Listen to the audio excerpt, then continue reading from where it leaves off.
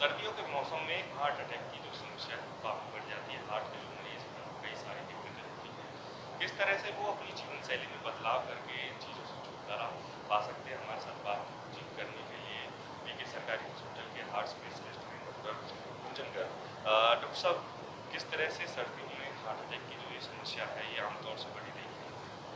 हर साल ये हम ट्रेंड देखते हैं कि जब सर्दियाँ होती हैं तो हार्ट अटैक के मरीज़ बढ़ जाते हैं। उसका कारण एक रहता है कि एक जब जब नसें सिकुड़ जाती है सर्दियों में, जिस करके हमारे हार्ट को और ज़्यादा खून पंप करना पड़ता है उस सिकुड़ी हुई नसों के खिलाफ, तो हमारे हार्ट को ज़्यादा काम करना पड़ता है।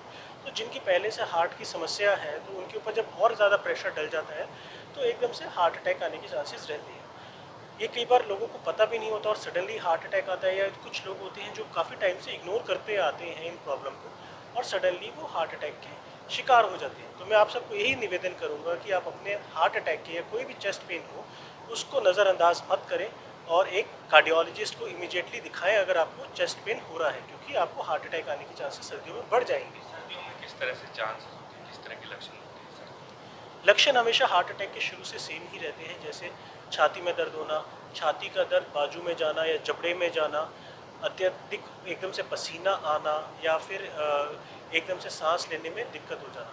परंतु जो डायबिटिक पेशेंट्स होते हैं उनमें कई बार ये सारे लक्षण मौजूद ही नहीं होते, दर्द होता ही नहीं है कई बार। तो उनको उन केसेस में हम उनको साइलेंट हार्ट अटैक एक नाम की चीज़ डायबिटिक्स में पाई जाती है। तो एक ऐसा भी एक वर्ग होता है जिनको पता ही नहीं चलता कि उनको हार्ट अटैक आ गया है और वो नज़रअंदाज करते रहते हैं और उस चीज़ को पता ही नहीं चलता। लेकिन ज़्यादातर लोगों को छाती में दर्द का बहुत अंदाज़ा रहता है और वो ऐसा दर्द होता है जो कभी न किसी ने महसूस ही नहीं किया होता, बहुत तेज़ दर्द होता है। तो अभी आप लोग कितने मरीज आप रोजाना देख रहे हैं? किस किस तरह के लक्षण हैं जो मरीजों में आ रहे हैं? क्योंकि बहुत सारे मरीज ऐसे भी आ रहे हैं जिनको हार्ट अटैक की दिक्कत तो नहीं है लेकिन हार्ट से संबंधित समस्या चल रही आ, इस टाइम पे मेरे पास अगर मैं कहूँगा मेरी 70% ओपीडी में जो पेशेंट्स आ रहे हैं वो हार्ट अटैक से आ रहे हैं। ये अगर आंकड़े की बात करूँ, यही आंकड़ा मेरी गर्मियों में सिर्फ 20 से 30% होता है, परंतु इस वक्त 70% के आसपास ये आंकड़ा है जो मेरी ओपीडी में सिर्फ प्योर हार्ट अटैक के मरीज़ आ रहे हैं। ये मरीज़ कई बार इमीडिएटली मेरे पास पहुंच पा रहे हैं या फिर 1 या 2 दिन के डिले के बाद ये मेरे पास मरीज़ पहुंच रहे हैं। तो सबका वही कंप्लेंट रहता है कि हार्ट अटैक दर्द हुआ एकदम से सीने में, हम अस्पताल आसपास नहीं जा पाए या अस्पताल गए तो बताया गया हार्ट अटैक है, परंतु हमारी फैमिली की सिचुएशन ऐसी थी या फिर कुछ और कारण था जिस करके हम आने में डिले हो गए। परंतु मोस्टली जो मैं देख रहा हूँ सबको सीने में दर्द की कंप्लेंट से ही आ रही है। है। डॉक्टर साहब, जैसे पॉल्यूशन भी है, सांस के मरीजों की संख्या बढ़ जाती है। ऐसे में अब जिसको सांस की दिक्कत है उसको हार्ट से संबंधित भी दिक्कत होती है, तो उनके लिए क्या गाइडलाइंस है, वो किस तरह से देखिए, मैंने जैसे आपको बताया एक हार्ट अटैक का लक्षण या हार्ट की बीमारी का लक्षण एक सांस फूलना भी होता है। सेम चीज़ पॉल्यूशन में अगर हमारे लंग्स खराब हो रहे हैं या पॉल्यूशन या कोई और भी बीमारी है जिस करके हमारे लंग्स खराब हो रहे हैं, उसमें भी हमारा सांस फूलना एक इम्पॉर्टेंट सिम्टम माना जाता है। तो ये बहुत ओवरलैपिंग होती है बीमारियाँ हार्ट की और लंग की, जिसमें दोनों में सांस फूलता है। तो काफ़ी परेशानी आती है हमारे को शुरू में डायग्नोस करने में कई बार कि ये हार्ट के वजह से है या लंग की वजह से। और इस टाइम पे पॉल्यूशन बहुत ज़्यादा है, सीवियरिटी इंडेक्स कल फिर कह रहे हैं वेरी सीवियर कैटेगरी में हम पहुंच गए हैं।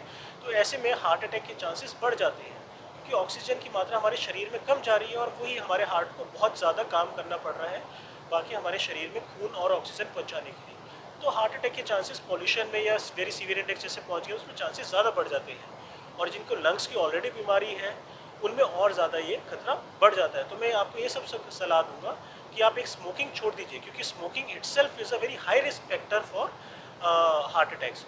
और ये धुआं इतना कहते हैं, वो कंपेयर करते हैं ना, हम तकरीबन 20-30 सिगरेट का तो धुआं वैसे ही हम पी रहे हैं, तो उसके ऊपर से और सिगरेट पिएंगे तो हम कहाँ जाएंगे, कहीं नहीं जाएंगे, सिर्फ कोई बचने के चांस नहीं। तो मैं कौन सा ऊँट का वो कौन सा एरिया है जिसमें लोग सबसे ज़्यादा सावधानी बरतते चाहते हैं? राइट एरिया क्या आप देखते हैं कि इतनी उम्र से ऊपर के लोगों को बेहद सावधानी चाहिए? देखिए, सावधानी सबको ज़रूरत है, लेकिन जो आजकल मैं ट्रेंड देख रहा हूँ, मैं पहले भी सबसे आप सब मीडिया भाइयों से बात करता हूँ, मैं सबको यही सलाह देता हूँ आपके माध्यम से कि इस लोगों को जागरूक करूँ कि जो हमारे पास यंगस्टर्स हैं, यंगस्टर्स बहुत ज़्यादा बढ़ रहे हैं, बहुत ज़्यादा हमारे पास तादाद आ रही है जो 20 से 30 साल के नौजवान हैं या युवतियाँ हैं उनमें हार्ट अटैक की। ये और उनमें सबसे मुख्य कारण एक स्मोकिंग पाया जाता है।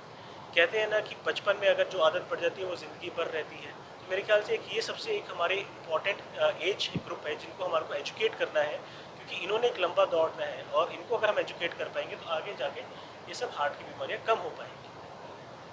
तो डॉक्टर साहब ने बताया कि किस तरह से सर्दी के मौसम में आप अपनी जीवन शैली में बदलाव करके हार्ट अटैक जैसी जो समस्या है उनसे दूर कर सकते हैं। खासतौर से सर्दियों में हार्ट की प्रॉब्लम काफ़ी बढ़ जाती है। ऐसे में आपको तमाम तरह की चीज़ों की सावधानी बरतनी होगी, अपने खान पान का विशेष ध्यान रखना होगा ताकि आपका हार्ट, आपका दिल सुरक्षित रह सके।